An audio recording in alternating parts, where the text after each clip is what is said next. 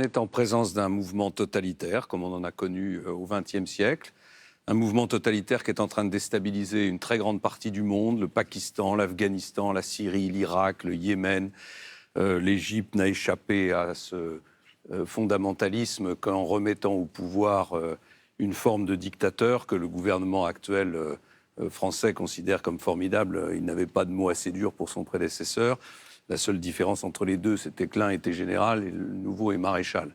La Libye et ce totalitarisme descend vers l'Afrique occidentale, freiné par le courage des forces françaises au Sahel, mais descend quand même vers l'Afrique occidentale. Donc c'est une guerre de longue durée qui va nous occuper pendant la décennie qui vient, et peut-être même plus, et qui nécessite l'alliance que j'appelais tout à l'heure de mes voeux, avec tous ceux qui sont en mesure de nous aider à combattre ce danger pour la paix du monde.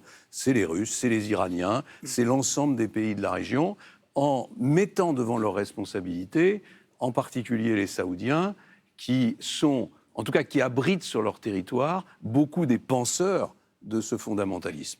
Ensuite, il faut que nous-mêmes, pendant cette période de guerre qui va durer longtemps, nous mettions notre pays en sécurité et donc que nous utilisions un certain nombre d'instruments, au plan judiciaire en particulier, pour combattre ces terroristes. Le premier, c'est l'intelligence avec l'ennemi. L'intelligence avec l'ennemi ne conduit pas à la déchéance de nationalité, mais elle permet d'arrêter et de juger toute personne qui est, pour laquelle on peut apporter la preuve qu'il y a une relation avec l'ennemi. C'est-à-dire quelqu'un qui se rend en Syrie ou quelqu'un qui a des relations directes avec l'État islamique peut être arrêté, ou le patron jugé. de Lafarge.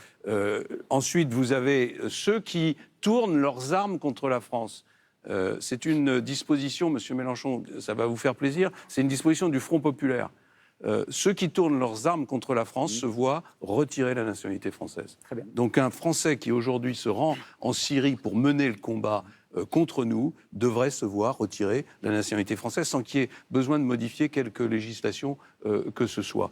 Et puis ensuite, il faut naturellement renforcer le renseignement, à mon sens pas en mettant tout le monde sous la même autorité, mais en ayant deux grands services de renseignement, un service intérieur sous l'autorité du ministre de l'Intérieur, un service extérieur sous l'autorité du ministre de la Défense. Mais c'est un combat qui va être un combat de longue haleine, qui demande des efforts, et personne ne peut dire aujourd'hui que la France est à l'abri d'un nouvel attentat.